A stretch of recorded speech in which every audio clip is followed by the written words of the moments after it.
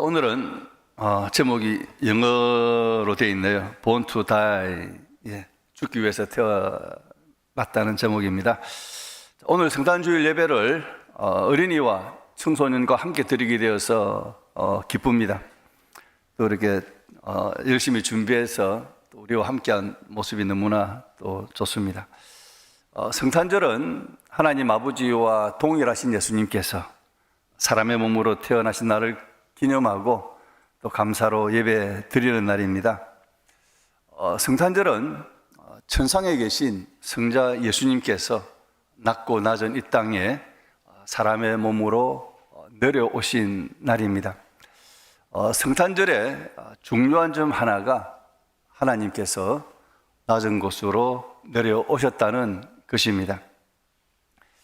기독교가 다른 종교와 다른 점은 지극히 높은 곳에 계신 하나님께서 우리를 찾아 내려오셨다는 점입니다. 타 종교인들이 자주 사용하는 비유가 있습니다. 높은 산 정상에 신이 계시고 그 신을 만나기 위하여 올라가는 것이 구원이라고 설명합니다. 신이 계신 정상에 올라가는 다양한 길들이 있는데 어떠한 길로 올라가도 정상에만 올라가면 된다는 주장입니다. 이들의 주장은 다양한 종교들이 구원을 향하여 올라가는 길은 달라도 결국은 산 정상에서 만난다는 것입니다. 구원이라는 동일한 목적을 향하여 가는 방법이 다를 뿐이라는 주장이죠. 그래서 종교는 달라도 동일한 목적을 향하여 가기 때문에 서로 인정하고 화합해야 한다는 것입니다. 일치와 화합을 주장하는 말이니 듣기에 얼마나 좋은지 모릅니다. 그러나 기독교가 타 종교와 질적으로 다른 점을 간과해서는 안 됩니다. 타 종교는 사람이 자신의 노력 혹은 행위로 산 정상을 향하여 올라가는 것을 구원의 전제로 하나 기독교는 하나님께서 우리를 구원하시기 위하여 내려오셨다는 것을 전제로 합니다. 양자의 근본적인 차이는 사람이 올라가는 것과 하나님이 내려오는 것의 차이입니다. 대부분의 기독교인이 오해하고 있는 성경 이야기가 있습니다. 우리 새삼 교인들은 이 부분에 있어서 오해가 없다라고 생각합니다. 제가 지금 말씀드리는 것을 처음 들으시는 분은 새삼 교회에 오신 지 얼마 되지 않으신 분일 겁니다. 제가 이 이야기를 여러 번 말씀을 드렸기 때문입니다. 자, 노아가 구원의 방주를 산 위에 지은 것으로 대부분 오해하고 있습니다. 많은 목사님들도 그렇게 생각하고 계시더라고요. 노아가 방주를 산 위에 지었다는 이야기는 성경에 없습니다. 성경을 자세히 읽어보면 노아의 방주가 땅에서 물이 솟고 비가 하늘에서 떨어지니 방주가 땅에서 떠올랐다는 것을 알 수 있습니다. 자, 방주를 산 위에 지었느냐 땅에 지었느냐를 따지는 것이 뭐가 그리 중요한가? 중요하지 않은 사소한 문제가 아닌가라고 생각할 수 있습니다. 그러나 여기에는 굉장히 중요한 구원의 교리가 숨어 있습니다. 구원의 방주는 예수님을 상징합니다. 예수님은 홍수로 인하여 목숨이 갱각에 달린 자들에게 상정상에 있는 자기에게로 올라오면 구원을 주실 것이라고 애타게 손짓을 하는 분이라고 타 종교인들은 생각합니다. 이것은 예수님에 대한 전적인 오해인 것이 틀림없습니다. 예수님은 산 정상에서 낑낑거리며 올라오는 사람들을 기다리시는 분이 아니라 산 안으로 아래로 내려오셨습니다. 만약에 노아의 방주가 산 정상에 있었다면 급속히 차올라오는 수위를 극복하고 산 정상에 있는 방주에 도달할 수 있는 사람이 얼마나 되겠습니까? 우리는 하나님이 계신 산 정상을 만만하게 생각하면 큰 오산입니다. 해운대에 있는 장산 정도로 생각하면 대단히 큰 차각입니다. 여러분 장산 한번 올라가 보셨습니까? 뭐 이렇게 그렇게 되게 쉬운 코스는 아니지만 그렇다고 못 올라갈 사람이 없을 정도로 힘든 산이 아니죠. 누구나 다 올라갈 수 있는 작은 산입니다. 자, 하나님께서 계신 정상은 에베레스트 산 정상보다 훨씬 더 10배, 100배 더 높습니다. 우리의 하나님이 얼마나 거룩하신 분인지 조금이라도 이해한다면 자신의 두 발로, 선행의 두 발로 하나님께서 계신 정상에 올라갈 수 있을 것이라는 생각은 추호도 하지 않을 것입니다. 여러분은 거룩하신 하나님에게 다가갈 수 있을 정도의 선행으로 정상에 올라갈 수 있다고 생각하세요? 아무리 선한 사람도 하나님께서 계신 산 정상에 10분의 1이나 아니 100분의 1에도 이룰 수가 없을 겁니다.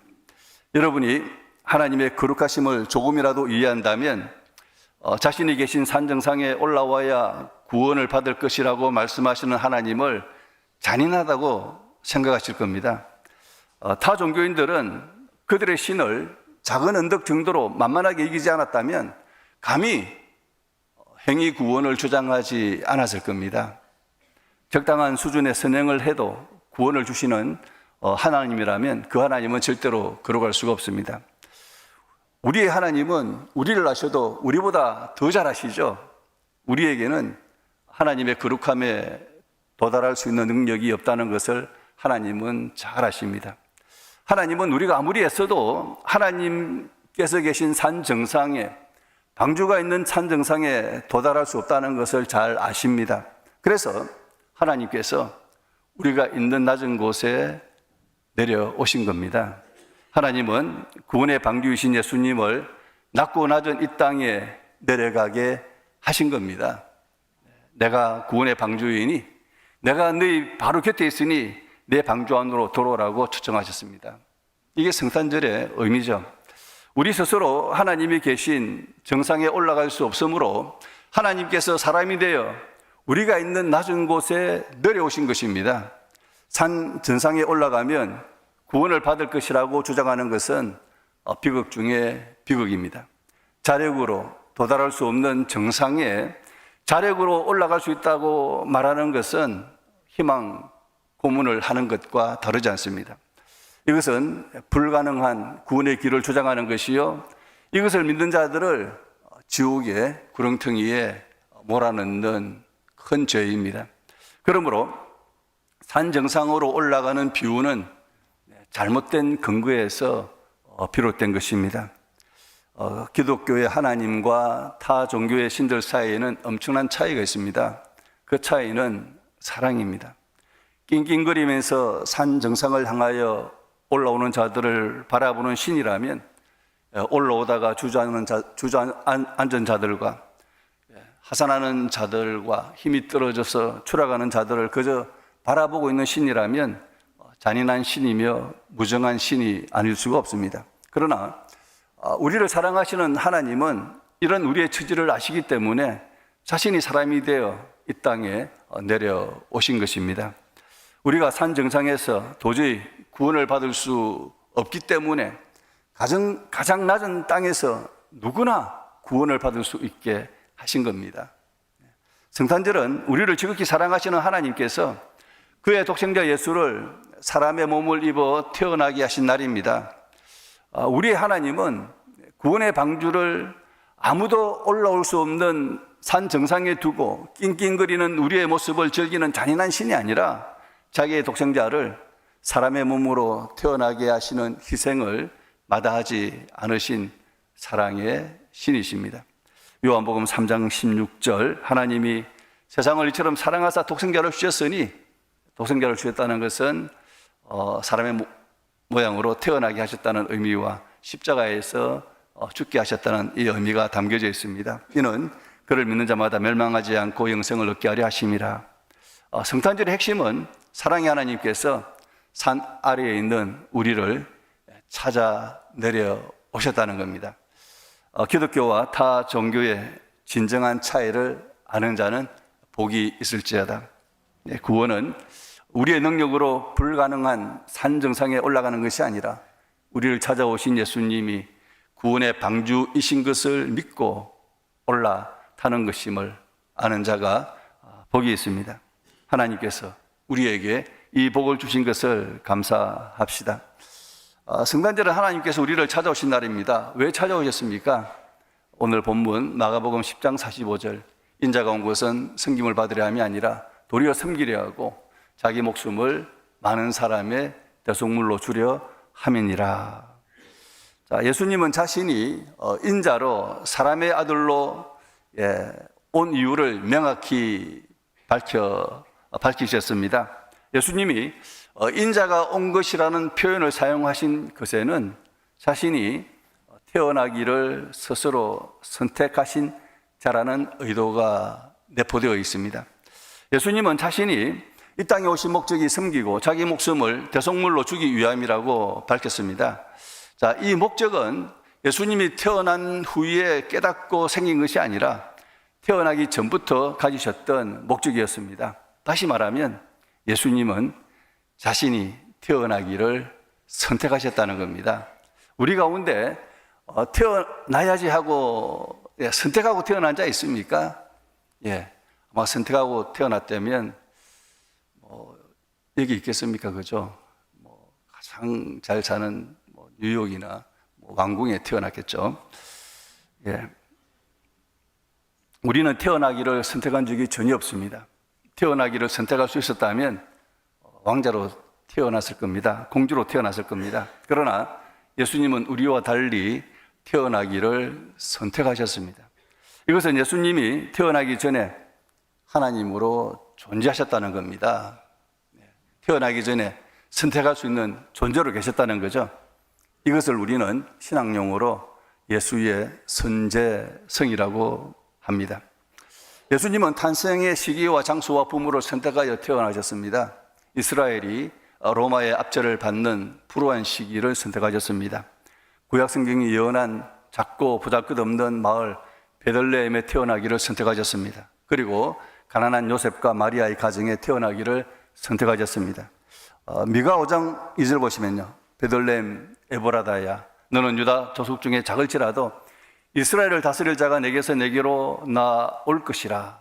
그의 근본은 상구의 영혼에 있느니라. 참, 이 예언이 놀랍지 않습니까? 예수님 탄생을 예언한 내용인데요. 베들레헴에 태어날 자. 예수님 좀 선택하시면 예루살렘 수도에 태어나기를 선택하실 텐데, 근데 예수님은 작은 마을 베들레헴에 태어나기를 선택하셨고, 그리고 이 베들레헴에 태어날 자의 근본이 영혼에 있었다는 것은 영원 전부터 선지하신 하나님이 사람으로 태어날 것을 예언한 말씀입니다. 자, 선지하신 하나님은 사람으로 태어날 것을 선택한 것뿐만 아니라 가장 낮은 가정에 태어나기를 선택하셨습니다. 이 사실 또한 누구나 예수에게 다가갈 수 있도록 하신 하나님의 크신 사랑의 표현이었습니다. 아마 예수님께서 왕계 신분으로 태어났더라면 아무나 그에게 다가갈 수 없었을 겁니다. 실제로 세리와 창녀와 같은 사회의 가장 밑바닥에 사는 인생들이 예수님에게 다가간 걸 우리는 알 수가 있죠. 우리는 이 사실에서 하나님께서 차별하지 않고 모든 사람을 원하신다는 것을 알아야 합니다. 하나님이 우리를 찾아오신 것, 우리를 원해서 찾아오신 겁니다. 하나님은 자신을 떠난 죄인이지만 그들을 원하셨습니다. 많은 사람들의 생각은 내가 구원을 원하기 때문에 하나님을 찾는다는 것입니다. 우리가 명심해야 할 것은 내가 하나님을 원하는 것보다 훨씬 더 하나님께서 나를 원하신다는 겁니다. 우리는 누가복음 15장에 기록된 탕자의 비유를 보더라도 아들이 아버지를 원하는 것보다 아버지가 아들이 돌아오기를 더 원했다는 것을 알 수가 있습니다. 많은 사람의 생각 중에 이렇게 하찮은 나를 하나님께서 원하시지 않을 것이라고 여기는 생각이 있습니다. 누가복음 15장의 아버지는 호적에서 파브레도 시온산을 둘째 아들이 돌아오기를 간절히 원했습니다. 이것은 하나님 아버지가 우리가 어떠한 모습일지라도 우리와 같이 있기를 원하시는 분이심을 가르쳐 줍니다. 여러분은 무엇을 원하십니까? 재물, 성공, 성취, 권세, 쾌락을 원하십니까? 이런 것들은 우리를 영원히 행복하게 하지는 못합니다. 우리 마음속에 있는 가장 깊은 소원은 사랑하는 자와 함께 지내는 것입니다. 여러분이 재물을 추구하고 원하고 쾌락을 원하고 할지라도, 그러나 가장 여러분의 마음 깊이에 있는 원함은 사랑하는 자와 함께 하는 것입니다.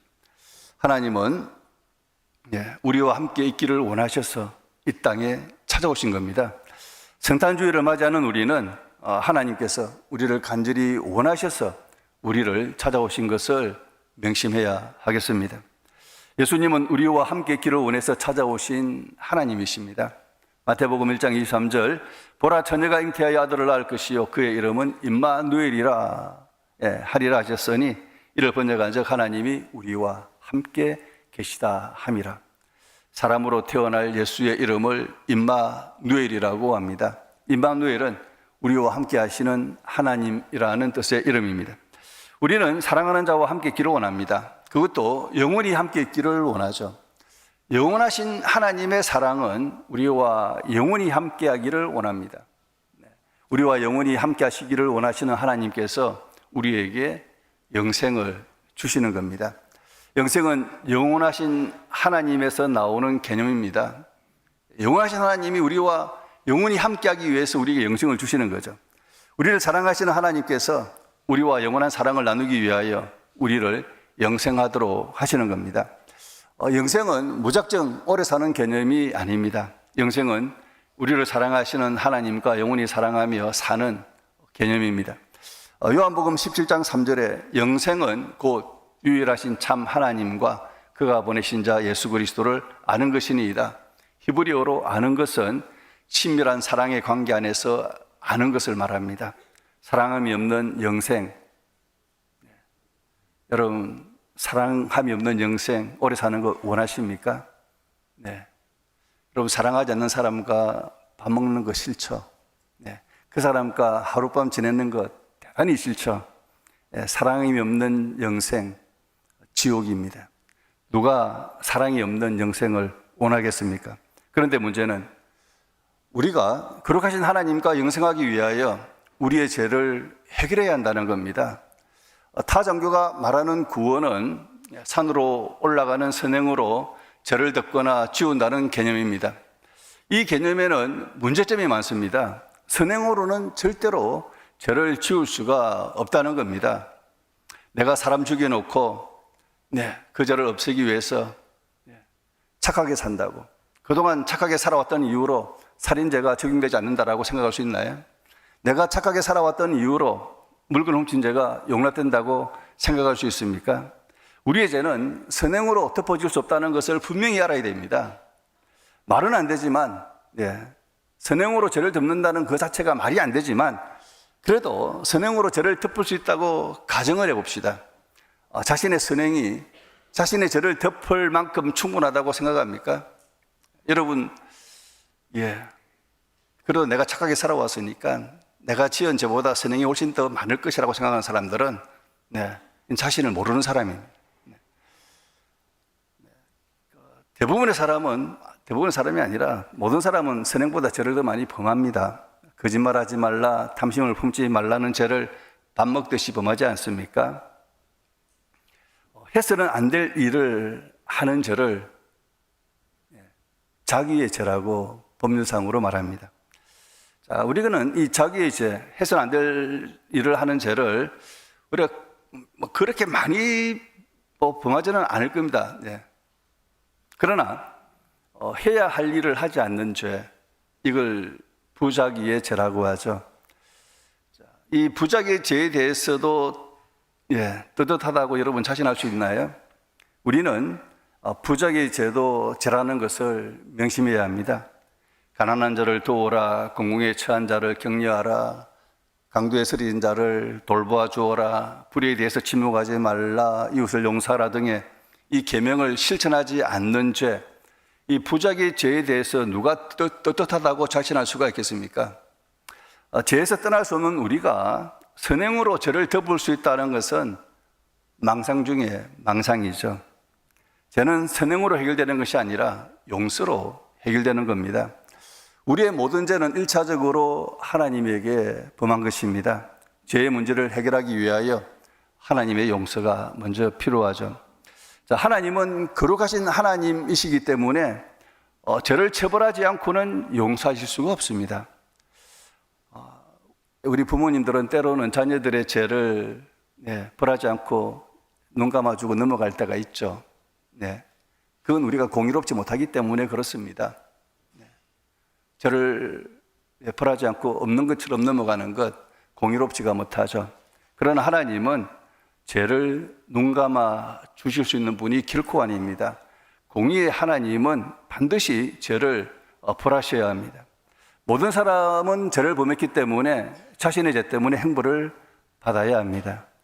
자, 공의의 하나님은 우리를 용서하시기 위하여 대속물이 우리의 죄를 대신하여 벌을 받게 하신 겁니다.